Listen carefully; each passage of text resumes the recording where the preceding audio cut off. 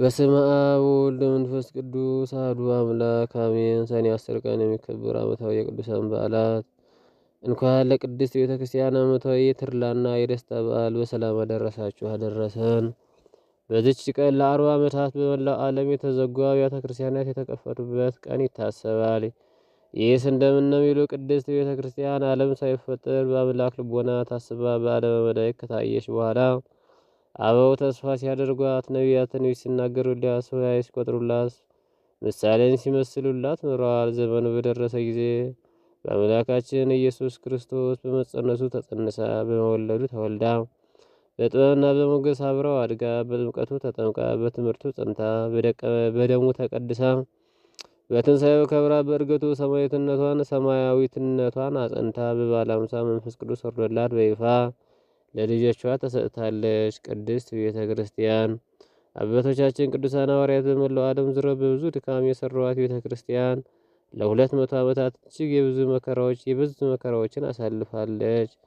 በ265 ዓመተ ምህረት የመጣባት መከራ ግን በዓለም ታሪክ እስካሁን አልታየም። የወቅቱ ኃያላን ነገስታት ዲዮቅልጥያኖስ እና መክሲሚያኖስ ዓለምን ለሁለት ተከፋፍሎ ክርስቲያኖችን የማጥፋት ዘመቻ ጀመሩ። በመጀመሪያም በዓለም ያሉ ሁሉም አብያተ ክርስቲያናት እንዲቃጠሉ ካልሆነም እንዲዘጉ፣ በፈንታቸው ደግሞ አጵሎን፣ አርዳሚስ የተባሉ ጣዖቶች እንዲተኩ ትእዛዝ ተሰጠ። ለ40 ዓመታት ክርስቲያኖች ስለሆኑ ብቻ ሚሊዮኖች ተገደሉ፣ ታሰሩ፣ ተሰቃዩ፣ ተሰደዱ፣ መጻሕፍት ተቃጠሉ፣ አብያተ ክርስቲያናት ሁሉ ወደሙ። በአባቶችና እናቶች ላይ ልናገረው ከምንችለው በላይ ጭንቅና መከራ ደረሰ። ነገር ግን ቅዱሳኑ ያን ሁሉ ችለው ጸኑ። 47 ሚሊየን የሚያህሉት ደግሞ ሰይፍና እሳት በላቸው። በዛ ዘመን አንድ ቤተክርስቲያን ለማግኘት ከአህጉር መሄድን ይጠይቅ ነበር። ከዚህ ሁሉ በኋላ ግን እግዚአብሔር ግፍ ይበቃል ሲል በ305 ዓመተ ምህረት ታላቁ ቅዱስ ቆስጠንጢኖስ ነገሰ። መክስሚያኖስም በጦርነት ሲማርከው አውሬው ዲዮቅልጥያኖስ ግን አብዶ ሞተ። ይህ ከተደረገ ከዓመታት በኋላ በ313 ዓመተ ምህረት ታላቁ ቆስጠንጢኖስ የዓለም መሪዎችን በዚች ቀን ጠርቶ አዋጁን በአዋጅ ሻረው። ሁሉም አብያተ ክርስቲያናት ይከፈቱ፣ በፈንተው ደግሞ ሁሉም ጣዖት ቤቶች ይዘጉ አለ። በሺ የሚቆጠሩ አብያተ ክርስቲያናት በወርቅ አስለበጠ። በዚህ ምክንያት እች ቀን ለቅድስት ቤተ ክርስቲያን ዕለተ ትፍስሕት የደስታ ቀን ተብላ ትከበራለች። ቸሩ አምላክ ቅድስት ቤተ ክርስቲያንን ከመከራ ይሰውርልን፣ ከበረከቷም ያድለን።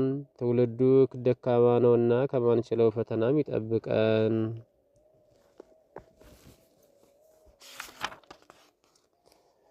ሰኔ 10 ቀን የሚከበሩ ዓመታዊ የቅዱሳን በዓላት። ቅድስት ቤተ ክርስቲያን ታላቁ ቅዱስ ቆስጠንጢኖስ።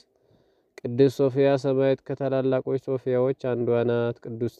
ቅዱሳት ሰማዕታት ደባሞን፣ ብስጣሞን የቅዱስ ሶፊያ ልጆች። ቅዱስ አውሎጊስ ሰማዕት፣ ቅዱስ ዋርስኖፋ ሰማዕት በዚች ቀን ይታሰባሉ። ወደ እግዚአብሔር ቤት እንሂድ ባሉኝ ጊዜ ደስ አለኝ። ኢየሩሳሌም ሆይ እግሮቻችን በአደባባይሽ ላይ ቆሙ። ኢየሩሳሌም እርስ በርሷ እንደተገለጠች ከተማ ተሰርታለች። ስለ ወንድሞች ስለ ባሮችን በውስጥ ሰላም ይሁን አልሁ። ስለ አምላካችን ስለ እግዚአብሔር ቤት ላንቺ መልካምነትሽን ፈለግኩ።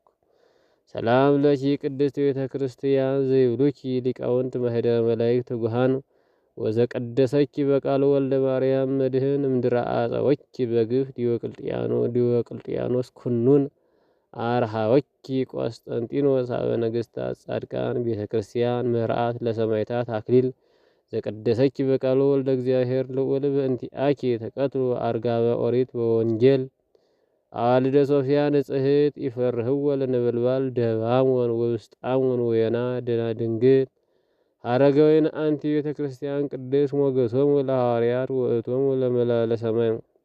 ወእሞሙ ለሰማዕታት በእንቲአኪ ሶፊያ ወዋልዲሃ መጠወር በእንተ ዘአርሃወኪ ቆስጠንጢኖስ በትእዛዙ ህሪት ፍስሐ ተገረ በዛቲ ዕለት። በስመ አብ ወወልድ ወመንፈስ ቅዱስ አሐዱ አምላክ አሜን።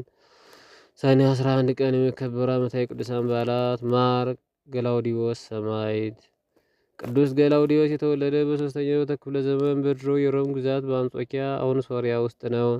አባቱ አብጥልዎስ የሮም ቄሳር የኖማሪዎስ ወንድም ነበር። በዚህ ምክንያት ቅዱሱ ያደገ በቤተ መንግስት ውስጥ ነው። ወቅቱ መልካም ክፉም ነገሮች ነበሩበት። መልካሙ ነገር በቤተ መንግስት አካባቢ ይኖሩ የነበሩ ልዑላን አብዛኞቹ በፍቅረ ክርስቶስ የታሰሩ ነበሩ። ከእነዚህም መካከል ቅዱስ ፋሲለደስ፣ ቅዱሳኑ ፊቁጦር፣ ቴዎድሮስ፣ አባዲር፣ አውሳቢዮስ፣ ዮስጦስ፣ አቦሊ፣ እስጢፋኖስ ነበሩ። ቅዱሳቱ ደግሞ ሴቶቹ ማርታ፣ ታውክልያ፣ ኢራኢ፣ ሶፊያም ነበሩ። አስቸጋሪው ነገር ደግሞ ነጋ መሸ ኑሯቸው ጦርነት ነበር። የዘመኑን የፋርስ የቁዝ መሪዎች ጦረኞች ነበሩና ዕለት ዕለት ፍልሚያ ነበር። በዚህ ምክንያት ቅዱስ ገላውዴዎስ የተመሰከረለት አርበኛ የተባረከ ንጹሕ ክርስቲያን ሆኖ አድጓል። ከልጅነቱ ጀምሮ ቅዱሳን መጻሕፍትን በማጥናቱ ሕይወቱ በመንፈስ ቅዱስ ጨውነት ታሽቷል። እርሱ የነገስታቱ ቤተሰብ ነው። ማዕዱ በአብነቱ ሞልቶ ካልመሸ እህል አይቀምስም ነበር። ጸሎቱ ስሙር፣ ስግደቱ ከምድር ነበር። አኗኗሩ በፍቅር ሆነ። በዚያም ላይ በድንግልናው የጸና ኃያል ነበር። በጊዜው የቅዱስ ገላውዴዎስን ያህል መልኩ ያማረ ደመግቡ በአካባቢው አልነበረም። ይህ ግን ሊያታልለው አልቻለም። ሁሉ በእጁ ቢሆንም ለእርሱ ግን ብቸኛ ምርጫው ሃይማኖተ ክርስቶስ ነበር። ቅዱስ ገላውዴዎስ ለጦርነት ወጥቶ ሲመለስ ንጉሱ ዲዮቅልጥያኖስ ሃይማኖትን ክዶ ሕዝቡን ለጣዖት ሲያሰግድ ክርስቲያኖችንም ሲገድል ደረሰ። ቅዱሱ ኃያል የጦር ሰው ነውና ንጉሱን መግደል ሲችል ተወው። በዚያም ሰሞንም ለገላውዴዎስ ሁለት ምርጫዎች ቀረቡለት። አንደኛው ክርስቶስን ክዶ የንጉሱ ተከታይ መሆን፣ ሁለተኛው ደግሞ በክርስቶስና በክርስቶስ አምኖ ደሙን ማፍሰስ። የቅዱሳን ምርጫቸው የታወቀ ነውና ታስሮ ወደ ግብፅ ተጋዘ። በዚያም ከመኮንን ጋር ስለ ሃይማኖት ተከራከረው። መኮንኑ ስለተበሳጨ ቅዱሱን በረዥም ጦር ጎኑን ወጋው። ዘለፍ ብሎ ነፍሱን ሰጠ። ሕዝበ ክርስቲያንም በድብቅ መጥተው የቅዱስን ስጋ ሽቶ ቀብተው ከዝማሬ ጋር ገነዙት። የጓደኛው እናት ቅዱስ ሶፊያ መጥታ ወደ ሶርያ ወስደዋለች። ተወዳጅ ኃያል ብሩክና መልካም ሰው ማር ገላውዴዎስ ሰማዕት በሆነባት በዚች ዕለት በመላው ኦርቶዶክሳውያንም ይከበራል። አምላካችን የቅዱሱን መንን ወጥሪት ትዕግስት ጸጋና በረከቱን ያሳድርብን ለዘላለሙ አሜን። ሰኔ 11 ቀን ከቅዱስ ገላውዴዎስ ጋር የሚታሰቡ በዓላት 1088 ሰማዕታት የቅዱስ ገላውዴዎስ ማህበር፣ አባ ክርዳኑ ሊቀ ጳጳስ፣ እናታችን ቅድስት ክርስቶስ ክብራ ኢትዮጵያዊት የአቡነ በጸሎተ ሚካኤል እህት። የጌታችን ኢየሱስ ክርስቶስ ቅዳሴ ቤቱ በግብፅ ሀገር በዚህ ዕለት ይታሰባል። የጭንቅ ቀን ሳይመጣ በጉብዝና ወራት ፈጣሪን አስብ። ደስ ያሰኙም የምትላቸው ዓመታት ሳይደርሱ ፀሐይ ጨረቃና ከዋክብት ሳይጨልሙ አፈርም ወደ ነበረበት ምድር ሳይመለስ ነፍስም ወደ ሰጠው ወደ እግዚአብሔር ሳይመለስ ፈጣሪህን አስብ። ሰባኪው ከንቱ ሁሉ ከንቱ ይላልና። መጽሐፈ መክብብ ምዕራፍ 12 ከቁጥር 1 እስከ 9 ሰላም ለዝክረ ስምከ ከመዝክረ መላእክት ሩህ ዘተጽሕፈ ቅድመ በርሳቲ መጽሐፍ ገላውዴዎስ መዋኢ ሞገሰ ሰማዕታት ኃይላ ተማጸንኩ በደምከ መሥዋዕተ አምላክ ውኩፍ አድኅነኒ እምነ ጸላኢ ወቀብኒ ለዘልፍ ገላውዴዎስ ኃያል ርዕሰ ብዙኃን አሐራ ዘይትእም ዜና ዝክርከ ከመ ሥጋ አምላክ ጵርስፎራ ገብረ ኢየሱስ ብዑላነ ጽድቅ ዘይትነዲ ለግሙራ ሰማዕታት ወክርዳኑ ገላውዴዎስ ወክርስቶስ ክብራ ከመ እሁሃ በጸሎተ ሚካኤል ዘተአገሰት መከራ ገላውዴዎስ መዓር ዘይብልዎ እንቆጳዝዮን ዘተረግዘ ገወሁ በኩናተ አርያኖስ መኮንን ወገላውዴዎስ አቡሁ ለቀውስጦስ ምእመን ክርስቶስ ክብራ ህቱ ለጸሎተ ሚካኤል ካህን ለበጸሎተ ሚካኤል ካህን ገብረ ኢየሱስ ወክርዳኑ አግርተ ክርስቶስ መድህን። በስመ አብ ወወልድ ወመንፈስ ቅዱስ አሐዱ አምላክ አሜን። ሰኔ 12 ቀን የሚከበሩ ዓመታዊ የቅዱሳን በዓላት ቅዱስ ሚካኤል ሊቀ መላእክት። ቅዱስ ሚካኤል በእንተ ተፈጥሮ በኢዮር ኃይላት በተባሉ ነገደ መላእክት ተሹሞ ነበር። ሳጥናኤል በካደ ጊዜ እግዚአብሔር ባወቀ አንድም በትሕትናው ደግነቱ በ99 ነገደ መላእክት ላይ ሁሉ ተሹሟል። ከፍጥረታት ወገን ከእመቤታችን ቀጥሎ የቅዱስ ሚካኤልን ያህል ክቡርና ሩሩህ የለም።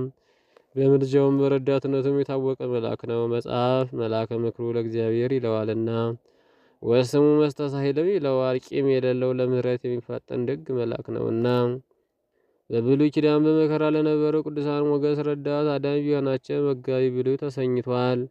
እስራኤልን 40 ዘመን በበረሃ መርቷቸው መግቧቸዋልም። ቅዱስ መጽሐፍ ስለ እርሱ ብዙ ይለናል።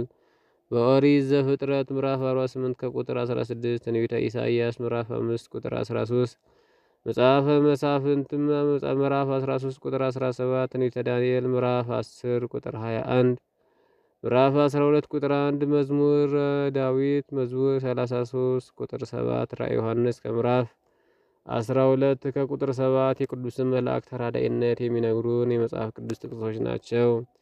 ደስ የሚለው ደግሞ ሩሩህ መልአክ ከእመቤታችን ጋር ልዩ ፍቅር አለው። ከእናቷ ማኅፀን ጀምሮ እስከ ዛሬ ነው አብሯት አለ። ደስ ብሎት ይታዘዛታል።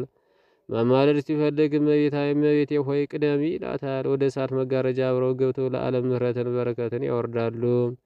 ቅዱስ ሚካኤል በዚህች ዕለት ስለ እነዚህ ነገሮች እናከብረዋለን። አንደኛ በመላእክት ሁሉ ላይ አለቃ ሆኖ መሾሙን፣ ሁለተኛ ቅዳሴቱ በግብፅ ሀገር ውስጥ፣ ሶስተኛ ቅድስት አፎምያን መርዳቱ፣ አራተኛ ቅዱስ ባሕራንን መጎብኘቱ፣ አምስተኛ ቅዱስ ላሊበላን ወደ ሰማይ ማሳረጉ፣ ስድስተኛ ያለ ፍጥረታት ሁሉ ምሕረትን የሚጠይቅበት ዕለት ነውና ስለ እነዚህ ሁኔታዎች እናከብረዋለን፣ ከፍ ከፍ እናደርገዋለን። ስለተሰጠው ክብርም የጸጋ ስግደት እንሰግድለታለን። ሊቀ መላእክት በክንፈ ረድኤቱ ከክፉ ሁሉ ይጠብቀን። በዚህ ዕለት ቅዱስ ላሊበላ ይታሰባል። በ12ኛው ክፍለ ዘመን መጨረሻ ላይ በሀገራችን የነገሰው ቅዱስ ላሊበላ በብስራተ መልአክ ተወልዷል። ቅዱሳን መጻሕፍትን ገና በልጅነቱም አጥንቷል። የንጉሥ ዘር ቢሆንም በጽኑና በጸሎት በትሕርምትም አድጓል። በወንድሙ ቢገረፍም ቂም አልነበረውም። ስለ ወዳጆቹ ፍቅር መርዝ ጠጥቷል። በዙፋኑ ላይ የኢትዮጵያ ንጉሥ ሆኖ ቢቀመጥም እርሱ ግን አኗኗሩ ገዳማዊ ነበር። ከተባረከች ሚስቱ ቅድስት መስቀል ክብራ ጋር አንዲት ማዕድ ብቻ በቀን ይቀምሱ ነበር። ለዛውም ለምለሙን ለነዳያን ሰጥተው እነርሱ የሚበሉት የእንጀራውን ቅርፍት ጠርዝ ብቻ ነበረ። በአካለ ሥጋ ወደ ሰማያት ተነጥቆ ብዙ ምስጢራትን አይቷል። በምሳሌውም ሀገር ሮሃን ላስታን ገንብቷል። ላስታ ላሊበላን ገንብቷል። ዛሬም ድረ ምስጢር የሆኑት ፍልፍል አብያተ ክርስቲያናት፣ አብያተ መቃደስ የእጆቹ ስራዎች ናቸው። ስራውን ከፈጸሙ በኋላ መንግስቱን ለቅዱስ ናኩቶ ለአብ አውርሶ በመንኖ ጥሪትና በቅድስና ኑሮ በዝች ቀን አርፏል። ጌታችን ስምህን ያከበረ ዝክርህንም የዘከረ ከቤት ያደረውን ከርስተ መንግስተ ሰማያት አካፍለዋለሁ ሲል ቃል ኪዳን ገብቶለታል። በረከቱ ክብሩ በሁላችን ላይ ጽፍ ድርብ ሆኖ ይደር። ዳግመኛ በዚች ዕለት ቅድስት አፎምያ ወይም አውፎምያ ትታሰባለች።